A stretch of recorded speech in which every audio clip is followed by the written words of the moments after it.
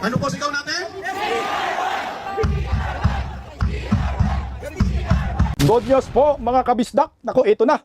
Tuloy-tuloy na po ang pakikipaglaban ng maraming Pilipino at ng Iglesia ni Cristo diyan sa EDSA. O ito na. Kanina nga ho ay nagkaroon ng issue dahil umano'y walang permit ang Iglesia ni Cristo sa nangyayaring sorpresang rally na biglang sumiklab po ngayon sa EDSA at kasalukuyan po ay dumadagsa pa rin ang maraming mga Pilipino. Nagkaroon na po ng permit ang Iglesia ni Cristo sa ginagawa po nilang rally. At hanggang bukas po ito, anak ng kagwang iyak ng mga bubunistang tangalista dito. Sigaw ng INC, We Are One. Senator Alan Peter Cayetano dumating din po sa Iglesia ni Cristo. Aba, merong ipinakitang damit. Ano kaya ho ito? Magandang gabi po sa ating lahat. Palike po muna, pa-share, pa-subscribe, at pakipindot po ang inyong mga notification bell para lagi po kayong updated sa ating mga video. Bago po natin pakinggan si Senator Alan Peter Cayetano tungkol sa kanyang talumpati dyan sa nangyayaring rally sa EDSA na mukhang tuloy-tuloy po dito ang people wear pa. Kanina po kasi, bago nagkaroon ng napakaraming mga rallyista, nagkagulatan po dyan sa EDSA at binato po ng issue ng mga kapulisan ang sorpresang rally ng mga kapatid nating mga iglesia na suporta kay Senador Marcolita. Wala daw manong permit. Ngayong hapon po ay nakasecure na po ng permit ang Iglesia ni Cristo Patay Kabangag. Okay, binigyan po ng permit, no? Ito po, ng Quezon City, ang Iglesia ni Cristo. Ito yan, Dear Mr. Cordira, Mineranyo Cordira, ayan. This pertains, June 30 na kadit, ngayong araw po ito. This pertains to the request of the authorized representative, Attorney Lency Fabilia Binday, for a permit, ayan na po, and assistance to conduct a peaceful rally along White Plains Avenue, Temple Drive in Quezon City on July 1, 2026 mula alas 8 ng umaga hanggang alas 8 ng gabi. Sumukas ang rally umaga alas 8 hanggang alas 8 ng gabi. Ito po yung na-secured po na permit ng Iglesia ni Cristo with the estimated number of participants around 100,000 na attendance. Hindi lang siguro 100,000 darating bukas nito. Milyon po ito, bangag. Tamang-tama, Nyor. Wala ka sa Pilipinas. Bukas kasi si Bongbong, papunta po yan ng pupunta po yan ng... Saan ka, Bong? Papunta, Bong? Pupunta po yan ng Canada. Oh, pagbalik mo, Bong, sinday Sara na Presidente, Bong, ha? Please be informed that this office poses no objections to your proposed activity, provided that the following guidelines shall be strictly observed with the program will held at along White Plains to Temple Drive, Quezon City. Note, total road closure will be undertaken during the duration of the activity. O basta ito na po, no? Nagkaroon na po ng permit. So hanggang bukas yung permit nila. So malamang, siyempre, hingi pa po yan ng panibagong permit. Awards, no? Para gawin na natin isang linggo yan. Or 3 araw. Ayan na po yung malinaw. So, sa mga kababayan po natin, bukas na gusto pong mag-attend ng rally dyan sa Iglesia ni Cristo. Nakasalukuyan po na nangyayari. So wala nang tulugan ho ito. So patuloy po na dumadagsa po kasi kahit gabi na. Ayan na ho. Meron na pong permit, pikat sa inyo mga babulistang tangalista.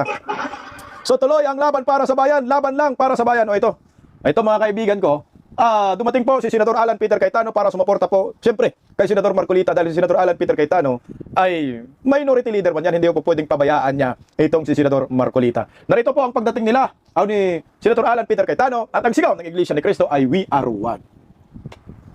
Ayan na po. Ayan si Senator Alan Peter Cayetano. Mas pinagkakaguluhan pa ng maraming Pilipino kumpara kay Bobo Marcos. We are one ang sigaw. Ayan na, ulit walang audio. Sorry ulit Ayan na. Ano po sigaw natin? We are one.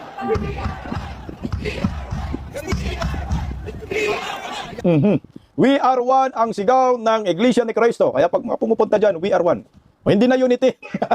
Kasi pag sinabi mong unity, si Bangag malala mo dyan.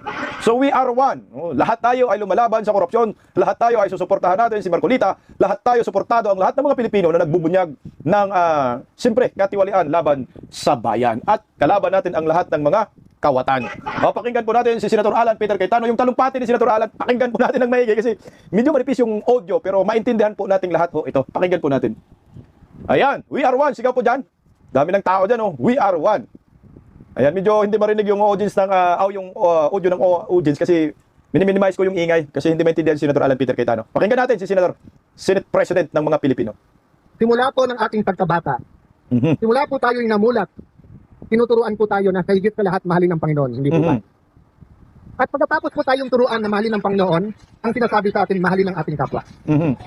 Pero dahil lubusan nagmamahal ang Pilipino, pag may gumagawa ng masama, minsan sobra ang ating patawad.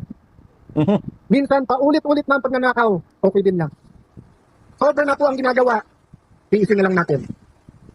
Ako'y naniniwala po na kailangan hate is challenged with love. Make no mistake po.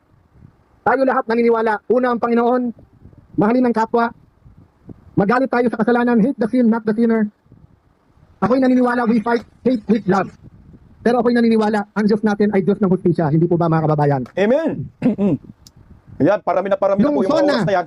halos 1 taon na nakalipas. Malapit na po. Ilan din na lang po, Sona. Mhm. Ang sabi po ng ating mahal na Pangulo ay, mahiya naman kayo. Mahiya ka, Bongbong. Kapal ng mukha ni Bongbong. Yung iba po, yung iba Mhm. ay nagkaroon ng pag-asa.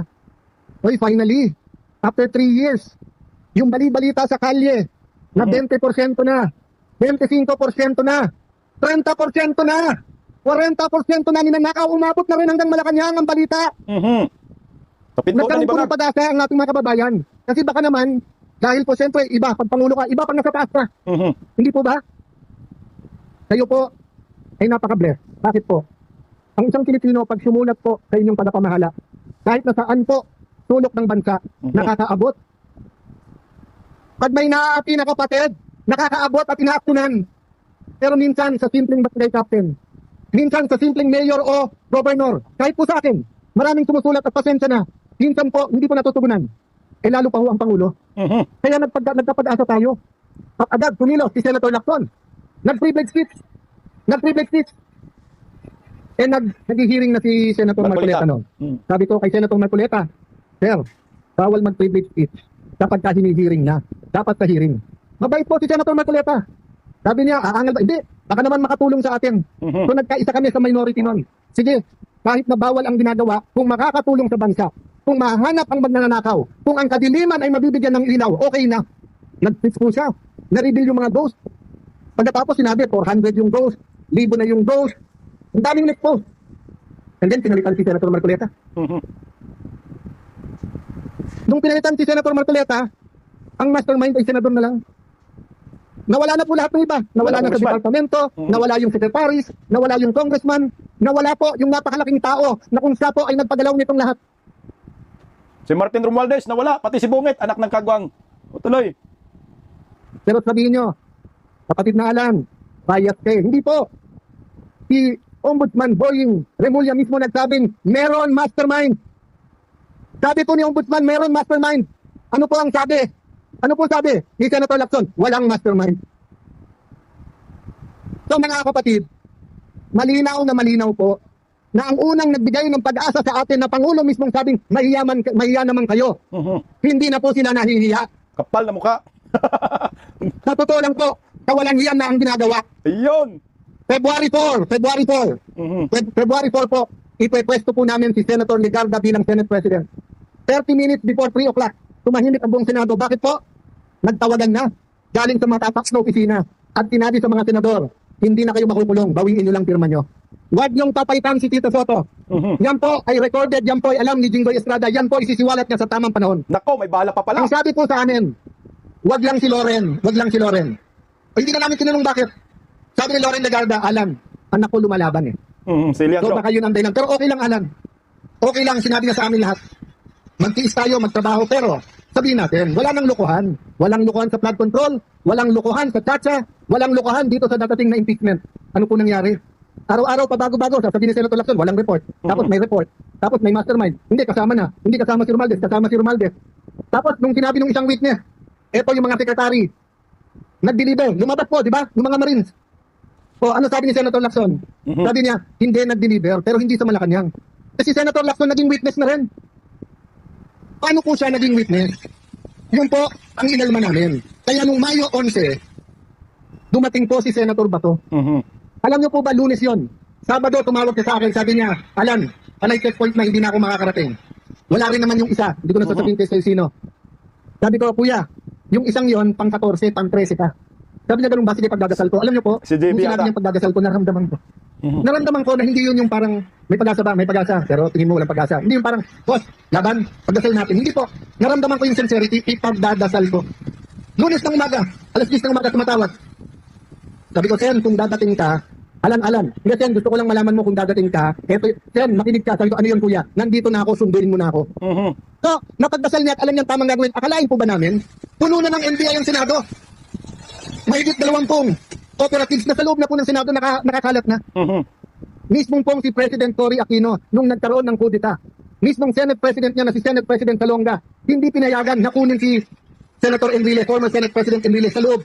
Pinayagan mag-privilege speech muna tapos nag-surrender. Kahit na naniniwala sa panahon na yon na walang kasong rebellion complex with murder. Ngayon naman po may bagong kaso, plunder complex with campaign donation. Kung pandarambong po ang pag-accept ng campaign donation, hindi po bribery ha, iba po yung bribery. Yung may tatakbo, may kailangan kontrata, ito. Wala pong kailangan na kontrata po, yung mga nag-donate kay Kuya Dante. Wala po. Lander, tuloy natin. Maganda po yung paliwanag, Senator Alan. Po. Kung yun po ay plunder, baka kalahati po ng mga nanunungkulan sa gobyerno ay sama-sama na dapat makulong dahil sa mga donasyon. Ang dami, pati si Bungit. Putang ina, ilang milyon. Bibigyan ko ng example ha. Although karamihan dito kapatid, sabihin na natin may iba pang mga sumama. Nung 2016 election, meron pong eleksyon, may isang kandidato nagpapadonate ng lugaw. Okay? Magandang project yon, magandang project yon. Linilugaw. Magandang project yon. Pero kung 1 milyon po tayo na nagbigay ng 50 pesos para po magkaroon ng lugaw, 50 million yon, plunder po ba yon? Anak ng kamuti. O kayo po, may mga t-shirt kayo. Kung tatakbo po si Kadante, nagbigay kayo ng t-shirt worth 50 pesos. Eh, ilang milyon po ang mga kapatid? Sa 1 milyon na lang po nagbigay isang t-shirt, plunder po yon.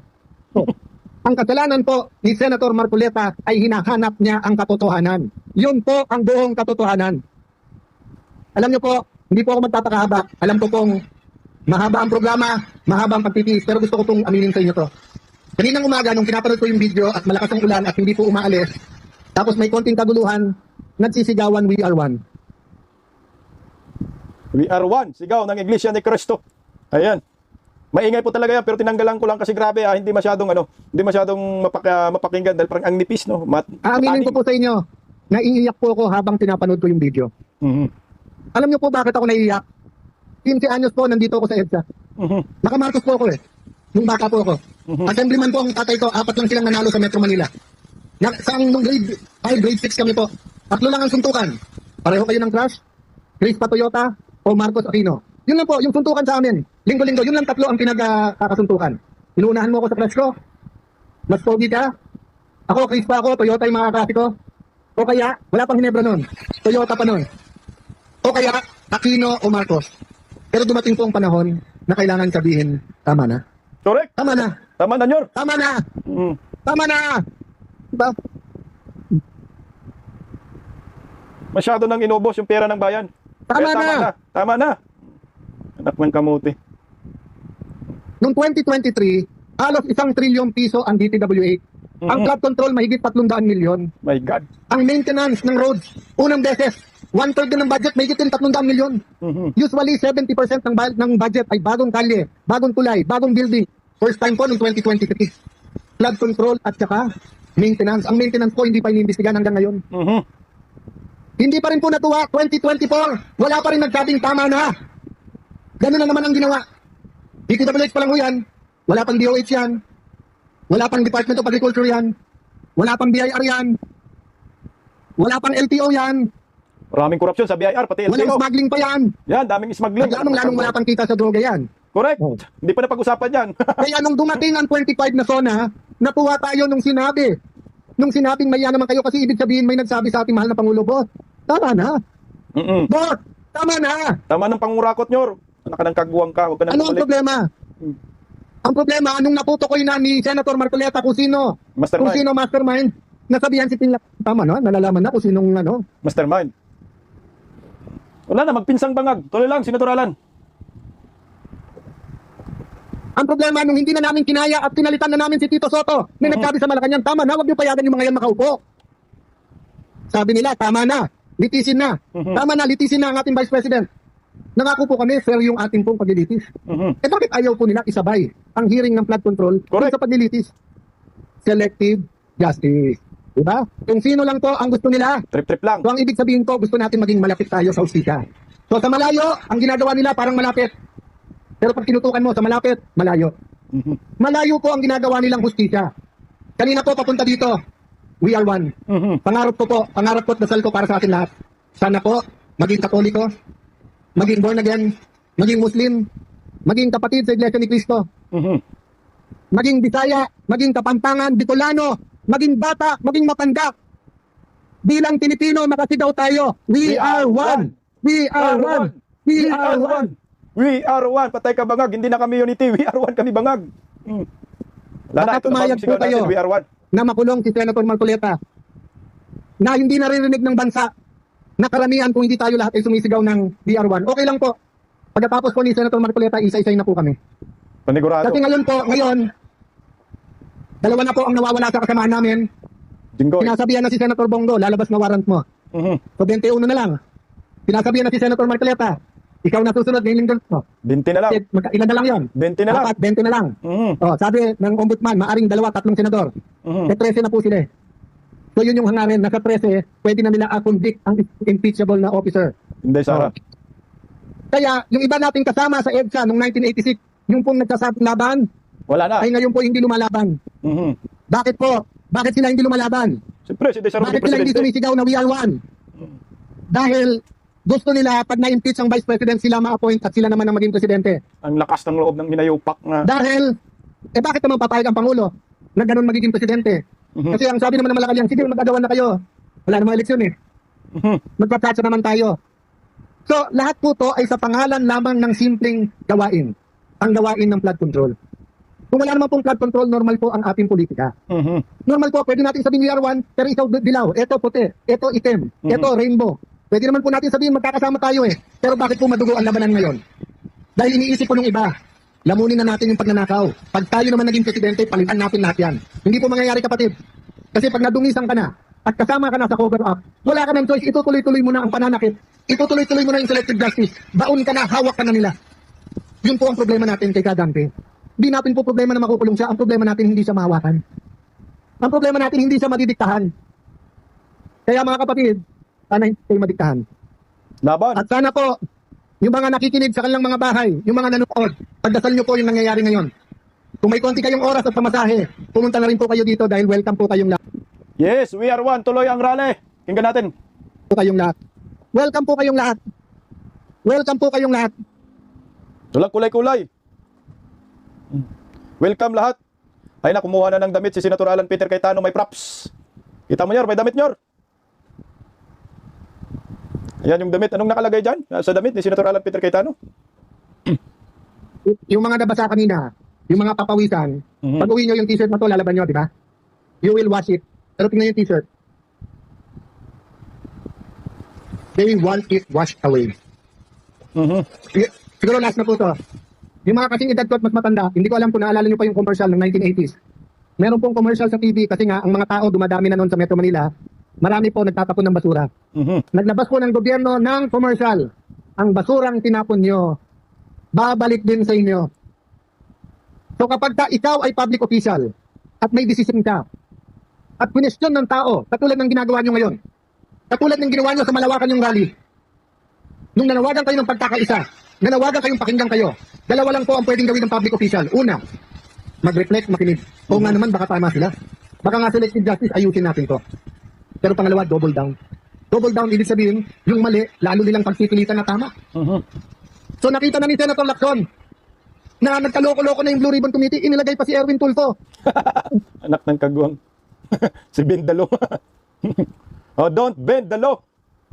Sigaw ng mga Iglesia de Cristo. Tapos sabi ni Erwin Tulfo, nung siya po ay pinagbintangan ng 18 ex-Marines, huwag kayong mag-alala mga kababayan. Mag-inhibit Hindi siya. po ako, si Senator Pangilinan ang maghihiring. Pagkatapos naging 13 na sila. Ano po ang sabi ni Senator Erwin? Ang buhay ba natin ay iikot na lang sa flood control?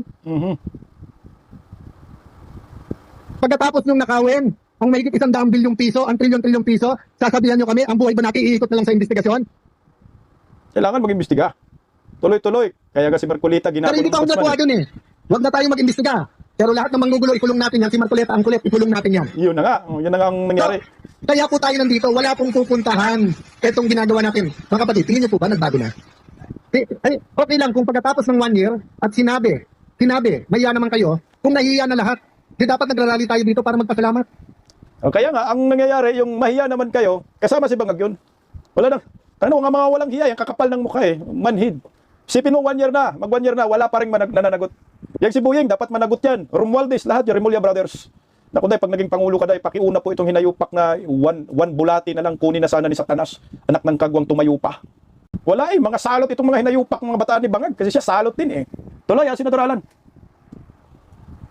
Pero ang katotohanan po, tuloy pa rin naman ang korupsyon. Nako, lalong Ang lumala. katotohanan naman namimili. Ikaw, very good ka. Ikaw umamin ka. Ikaw, magsoli ka. Sila na lang nagtuturo. Wala na pong daan para sa katotohanan. Sabi nila, inaharang natin ng daan. Oo, bakit? Inarang nyo na yung daan ng hustisya. Di harangin naman namin ng EDSA. Boom! Tama yan. Ang sabi nyo, napeperwisyo ang traffic. Totoo po yun. At pasensya na po ang mga napeperwisyo sa traffic. Pero yung gutom araw-araw, dahil ninakaw ng gobyerno ang pera, hindi ba kayo napeperwisyo? Oh, yung nawawalan ng trabaho, hindi ba kayo napeperwisyo? Huwag nyo po kaming, iwanan ko po sa inyo mga kapatid, huwag nyo po kaming alalahanin. Si Jinggoy Estrada, si Senator Bato, si Senator Legarda, na hindi nakupong unang Senate President na babae, si Senator Amy Marcos, na kung saan dapat na-enjoy niya ang pagbabalik ng Marcos sa Malacanang, pero pinili ni Amy lumaban kasama natin. Correct. Si Senator Pia. Si Manggarin may dahilan, Senator Alan Peter Cayetano, kaya nagkaganito tayo, binudol si Inday Sara Okay na po ang nangyayari ngayon mga kababayan ko, tuloy-tuloy pa rin po ang rally. Gabi na ho ngayon pero nandyan pa rin po ang maraming Pilipino para sumuporta po sa panawagan ng Iglesia ni Cristo. Ito last na lang, pakinggan po natin ang interview ni Senator Alan Peter Cayetano. Narito po. Made you decide po to come here at EDSA and join the protesters po? Alam niyo po, mahirap. Kami senador na.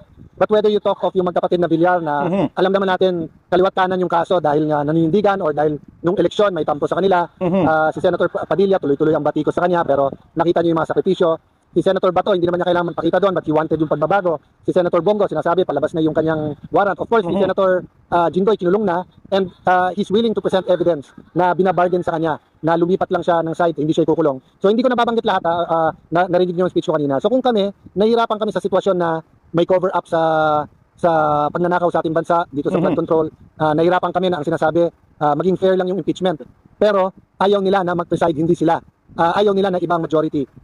What more the ordinary Filipino na konting ulan ba na? What more the ordinary Filipino na yung pagtaas ng gasolina, either nawalan ng trabaho or hindi na nila mahatid yung crops nila. So yung paghihirap nandyan at ang Pilipino is very mapagtiis abang hindi kailangan umangal, hindi aangal. Pero itong after Jinggoy, sinasabi na kay Bongo, palabas na yung ICC warrant. Tapos plunder for campaign contribution na hindi naman to, na hindi na kinabang in the sense that hindi naman yumaman si Senator Marcoleta doon. So when I saw that spontaneously lumabas ang mga tao, I felt I owe it to them na the fight is not just in the Senate, it's in the hearts and minds. So pwedeng sa Facebook yan, pwedeng sa Instagram yan, pwedeng nasa ini-interview nyo, pwedeng nasa schools. And despite all of this, yung day-to-day problems, drugs, violence sa ating mga kabataan, tuloy-tuloy yun. So for people to sacrifice their time, umabsent, magutom, to be here, siguro maliit na bagay na dumating tayo makiisa. Sir, do you find it strange na the case against Senator Marcoleta may be filed a week before the impeachment trial? In a sense, it's strange because for me it's nonsense, but we expected it. Nung February 4, nung una kaming nakatikim ng pag kami naging majority, ibabargain na yung kaso. So akala namin totoo yung sinabi lang wag lang si Loren. Nung ako na umupo at willing silang ipadala ang NBI na armado, not just once but twice sa Senado. Tapos nung kitang-kita paano kinulong si Jinggoy, naging reality na sa amin to. So lahat kami, we're on borrowed time. Pero pinapasa Diyos namin, 40 years of EDSA. Ano ba sabi ng ni dating Senator Ninoy Aquino? Diba? The Filipino is worth fighting for. Then naging worth dying for because he gave his life. So siguro naman yung konting oras na samahan ko ang mga naninindigan dito is a little inconvenience but it can do. So pasensya na po yung mga natatraffic but protests are meant to inconvenience para magising tayo sa nangyayari. Correct. To Senator Marcoleta, pupunta Not na yet. po siya dito. I haven't. Pero hanggang kailan daw po magdadali itong... Lahat kami no idea. So actually since this morning, two different channels, nagpapaabot ako until nung nagla-lunch ako, another common friend na nagsabing you're welcome to come. I think sumagot one si Senator Marcoleta na parang nagtanong yung isa kong friend, paano kami tutulong siya? Nang sinabi lang padala ng tubig. Sir, meron pa pong ilang senador sa minority na inaasahan natin pupunta dito. I think so. Sino po, sir? I know Senator Aimee. I don't know the others kasi nga kahapon lang namin nalaman In fact, meron ako isang trip and I was intended to meet some OFWs. I had to cancel it this morning. Nung nalaman ko yesterday na yan na yung statement ng ombudsman. Ayan na, so kahapon lang nalaman. Thank you. Dahil nga kahapon lang din gumawa ng kalukuhan itong si Boyeng Remulla. So malabang ay lalo pa pong hahaba po ang labang ito. So ngayon kasalukuyan po ay may nagaganap pa rin ang rally daan sa EDSA, People Power Monument. kasama po ang Iglesia ni Cristo, meron na rin mga Duterte diehard supporters, talagang tuloy-tuloy na po ang labang ito dahil nakasecure na po sila ng permit. So hindi na po ito mapipigilan. So ang mangyayari dito, tuloy-tuloy ang dagsa, tuloy-tuloy ang dagsa. Siguro yung permit kasi na kinuha nila hanggang bukas lang, so hanggang alas 8 ng gabi. So baka gagapangin muli ito na magkaroon muli ng another permit para naman sa susunod na araw sa Junto. Anak ng kamuti, no? Ang mga Pilipino pinapahirapan kahit man lang dito sa kilos protesta, hiningian pa tayo ng permit. Samantala itong mga hinayupak ng mga magnanakaw sa kaban ng bayan, nung nagnakaw ba kayo? May permit ba kayo? Nagpaalam ba kayo sa maraming Pilipino na magnakaw kayong kakapal ng mukha ho ninyo? Samantala itong maraming Pilipino na nandyan ngayon sa rally, ay hindi man ho sila nagnanakaw. O ang gusto lang po nila maglabas ng kanilang mga damdamin at hinanaing dahil po dito sa gobyernong hinayupak na ito na panay lima sa kaban ng bayan eh. Kaya ito ha, nakikita po ninyo ngayon, tuloy-tuloy pa rin po ang dagsa ng maraming Pilipino. Sa palagay ko po, hindi na po ito mapipigilan, sa totoo lang. Madali pong kumalat ang balita na mayroong rally diyan sa EDSA. Madaling araw po, nagsidatingan ng mga yan. So yung ibang balita natin, ni Friday pa alam na, yung ibang mga kapatid na Iglesia ni Cristo. So mga taga-Laguna, nagsidagsa diyan. So ngayon, maramdaman talaga ni Bongbong Marcos ang galit ng maraming Pilipino. So yung ibang Iglesia ni Cristo, wala pa dyan lahat sila. So karamihan dyan, halo-halo na po. So hindi lang Iglesia ni Cristo yung meron dyan ha, kasi hindi lang naman Iglesia ni Cristo ang nakikipaglaban, laban po dito sa mga kurakot. Pati tayo mga ordinaryong Pilipino ay nakikipaglaban din po. At meron din po sa Liwasang Bonifacio. Akala po ninyo ay isa lang ang binyo nito na nagrarally. Baka malingat kanyor. Meron dyan sa EDSA People Power Monument at meron din sa Liwasang Bonifacio. Si Leandro Levisti maaga po pumunta dyan sa nag-ingay sa EDSA People Power Monument. Pero meron din po siyang organisa na rally dyan sa Liwasang Bonifacio na hanggang ngayon ay patuloy rin po ang rally sa Liwasang Bonifacio. Kaso nga lang, nakatutok tayo lahat dito sa EDSA People Power Monument kasi nga dito yung dagsa ng napakaraming tao. At ito yung pinakasintro ng sorpresang kilos protesta ng Iglesia ni Cristo. At nilinaw rin po ng pumunuan ng Iglesia na nagawa po nila ang rallying ito dahil po sumuporta sila kay Senador Marcolita, nakakasuhan na ho ni Boyeng Remulla ng plunder dahil lamang doon sa donasyon. Yung donasyon po na yun ay sinabi na po ng Comelec na wala pong nilabag dyan. Kasi nga ho, kung sasabihin nila may nilabag si Senador Marcolita sa donasyon, dahil tumakbo pagka-senador, lahat yan, pati si Panfilo Lacson, tuta suto, lalo na si Bongbong Marcos, di ba Bongbong? Nag-donate ng 100 million. Itong si itong sa PCSO, si Mil. Eh di may kaso ka rin plunder ngayon. Yan ang maliwanag na may plunder case kung yun ang pagbabasihan natin. Bakit? Sabi nga daw, pag nag-donate yung isang tao tapos may hiniling kapalit, plunder yan. Si Mil, sa PCSO, nag-donate di umano ng 100 million kay Bongbong Marcos. Ngayon, binigyan ng pwesto. Nasaan? Ayan, nandyan sa PCSO. Yung Department of Agriculture Secretary, si Tio, tama ba? Ang pangalan yung hinayupak yung inchik na yun. Nag-donate din ng milyon-milyon kay Bongbong Marcos yung campaign period. Nasaan ngayon? Hayan, Department of Agriculture Secretary na ni Bungit. Ay puta na mga plunder ka din, Bong. Ang dami mong plunder na kaso. Di ba, Buyeng? Diyan tayo eh. Magawa kayo ng kaso-kasuhan laban kay Senador Marcolita, pero pwede po yan magbumerang sa inyo. Di ba ho? Sino pa ba yung mga binibigyan ng posisyon ngayon ng Palacio de Polvoron na nakatulong sa pangangampanya ni kay Bongbong Marcos noong 2022? Napakadami. Nandiyan na ngayon, pati si Boyeng Remulla. Di ba, Boyeng, nag-donate siya kay Bongbong? So ngayon, anong kapalit? Ayan, posisyon Department of Justice. Ngayon, ombudsman ka. Yung kapatid mo, DILG rin. So putya, talagang may ipinaglalaban. Kumbaga, may hugot, may basihan ang ipinaglalaban ngayon ng Iglesia ni Cristo. Nagkaroon po ngayon sila ng parang konkretong pangahawakan. Kaya nandito kami sa EDSA, walang makakapigil. So ngayon, may permit na, tuloy ang EDSA People Wear pa hanggang bukas. Kaya sugod po tayo mga kapatid sa mga malapit dyan sa EDSA. Kita-kits po tayo, mabuhay po tayo mga Pilipino.